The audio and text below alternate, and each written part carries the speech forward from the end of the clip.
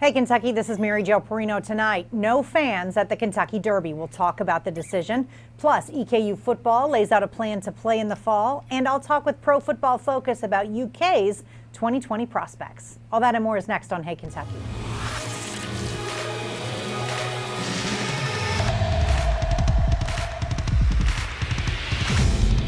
Welcome to Hey Kentucky with LEX 18 Sports Director Keith Farmer. And Keith, we have to start tonight with big news. Late this afternoon, Churchill Downs announced that the Kentucky Derby will be run without spectators.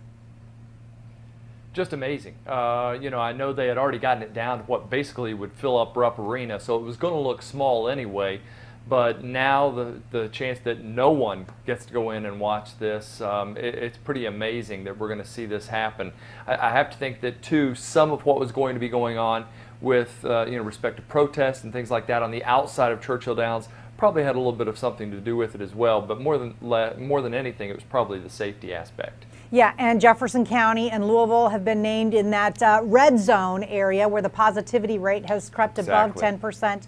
So that's a big part of it. Also, yesterday, we talked about the KHSAA saying, yes, fall sports can go on as planned. Football practice and other practices can begin on Monday. Today, Fayette County, Jefferson County are pulling back on that, saying hold off on practice till our respective boards in the different counties can decide how we want to move forward. Yeah, and I've got a source telling me that right here in Fayette County, they're planning on maybe canceling the first two games of the season. We've already seen Henry Clay cancel its game with Pulaski County, so there's a little bit of something to that, but that'll all happen on Monday if it goes through. Sounds like they just want to be a little more safe in these larger cities. Yep. All right, let's continue to talk about the challenges of the COVID-19 era. They continue to prove difficult for college students around the Bluegrass as well. Kentucky State University is suspending all campus non-instruction in-person activities until further notice after cell phone video showed a large crowd of students at a school-sponsored back-to-school event at the campus amphitheater Wednesday night. Many students were seen wearing masks, but others were not. The video also showed students standing close together and not socially distancing. Some students understand the unusual predicament universities are in during this pandemic. We're greeting the incoming students, but we're social distancing. So as they come in, we're saying, hi, how you doing? But at the same time, still giving them that welcome feeling when they do come in, but yeah, I'm social distancing. Back home, I have a nephew and a niece that I can't wait to see again. And I would just hate for them to have to go back and they actually catch COVID. So yeah, I'm just keeping my distance for now. Meanwhile, in the UK campus, the governing fraternity council has announced that fall rush events, which were initially supposed to be done in a hybrid format, will now be done online. That news follows an uptick in positive COVID-19 cases on campus. More than 5,000 Greek participants are being retested. Keith, this is going to be a scenario that just keeps evolving with universities around the state. You know, I think it's one thing when you're an organization like the NBA and you've created this bubble that is perfect and people aren't going outside of it, and we've seen them no positive test. It's been great. But when you're talking about a campus and people are going here and there and getting in groups and there are parties and get-togethers, I mean, that's where we're finding our issues and having those breakouts. Yeah, it's impossible. The virus doesn't care, right? We keep hearing that. Now we turn to the problem of evictions in Kentucky during the pandemic. The situation has become a critical one, with no one sure who's protected from evictions or if landlords can even successfully carry one out. It's being described as the beginning of a housing crisis of unprecedented proportions. State lawmakers heard from advocates for both tenants and landlords this week. A Louisville representative acknowledged that both sides are hurting. The solutions that we need to focus on in the upcoming session have got to come from the point of view that landlords and tenants are both, Kentuckians, are constituents, and that we need to resolve these issues in light of fairness to both parties. There's no scenario where we can pit one against the other and come out of this in any kind of a good way. Recent data from the Eviction Lab shows 221,000 Kentucky households are currently unable to pay rent or at risk of eviction. That is 44% of all home renters.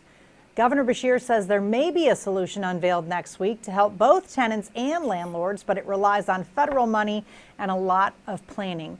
Keith, I just want to go back to precedented times. I hate unprecedented times. I mean, this is just one of those heartbreaking stories during this pandemic because you see both sides of it, right? Yeah. I mean, you can get it. You can understand why each of them want the help. And it's just one of those things that the pandemic has created that is hard to get through and hard for people to come up with an answer to actually solve it. So hopefully, with this federal money, something can happen. It's just such a mind-boggling number. Half of home renters. That's amazing. All right, now an update on the Breonna Taylor case. Calls for justice again brought protesters to the home of Attorney General Daniel Cameron yesterday. 7 people were cited or arrested. They were part of a group of seniors with Showing Up for Racial Justice, gathered on the lawn of Cameron's Louisville home. One of the demonstrators, a 79-year-old nun, spoke with reporters, saying she didn't mind being called to court for the demonstration and that the months-long wait for progress is too slow. No, of course not. I mean, I think when we choose to go against the law, we expect something to happen. No, I'm not upset. This long wait is hurting the city, it's hurting the state, it's hurting the country. And I just hope and pray they'll meet some of the demands, but I'm not, I fear they won't. The protest follows a demonstration at Cameron's home last month where dozens of protesters were arrested.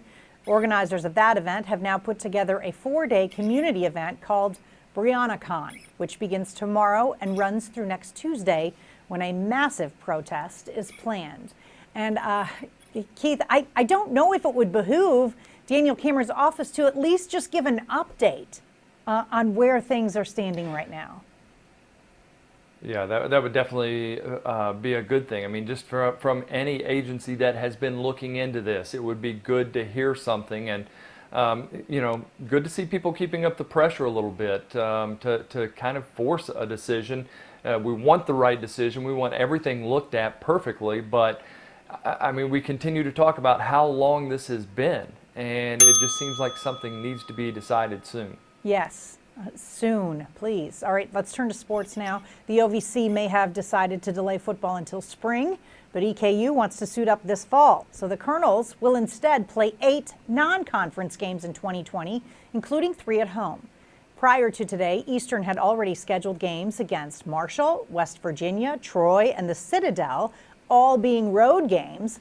But today, EKU added home matchups against Central Arkansas, Stephen F. Austin, and Western Carolina, along with another road game at Central Arkansas. Athletic Director Matt Rohn says it comes with the OVC's blessing. They gave us the green light to move forward with completing these contracts, and so we try to communicate to the league office as much as we can. I know the president has communicated to his counterparts. I've communicated to my counterparts throughout the Ohio Valley Conference. We're very proud to be a member. We helped form the league. We've been in it for 72 years now. We don't want to do anything that would jeopardize that. And I think to a person, the response that I've received is you have to do what's right for your institution. In SEC football news, Auburn will operate at a 20% capacity this season. Georgia says it will allow as many as 23,000 fans at Sanford Stadium. Meanwhile, Mississippi Governor Tate Reeves has issued an executive order to shut down tailgating this fall and to limit stadiums there to 25% fan capacity. Keith, as far as I'm concerned, I think we should just go ahead and say we're not having fans. It's not going to happen. It's not going to be good if we do, probably. Yeah, I do know that the University of Kentucky is still putting together what it hopes it can put into the stands to send to the governor and get his okay, or he may tell them no. He may say go at limited or no capacity. So we'll have to wait and see what they do. But I expect, we saw the Broncos today even for their first NFL game against the Titans, no fans. So I'd be kind of shocked if we do have fans the closer we get to the season. Oh, me too. All right, now on Hey Kentucky, in case you missed it, a review of recent headlines. Brady Industries is back in the news following a new report from the U.S. Senate Intelligence Committee. The nearly 1,000-page document is the most explicit acknowledgement to date that Rusal, a Brady investor, was a proxy for the Russian government and that its leader was involved in the country's efforts to interfere in America's 2016 election. Kentucky native Nicholas Sandmann is among the speakers lined up for next week's Republican National Convention. Sandmann drew support from President Trump after that video of his encounter with a Native American on the National Mall went viral. And Kentucky schools are lagging behind on one requirement of last year's School Safety and Resiliency Act. Only 20% of them have at least one counselor for every 250 students. Up next on Hey Kentucky, I'll talk with Brent Rollins of Pro Football Focus. PFF is one of the national media outlets who have said, don't sleep on the Cats this season. Stay with us.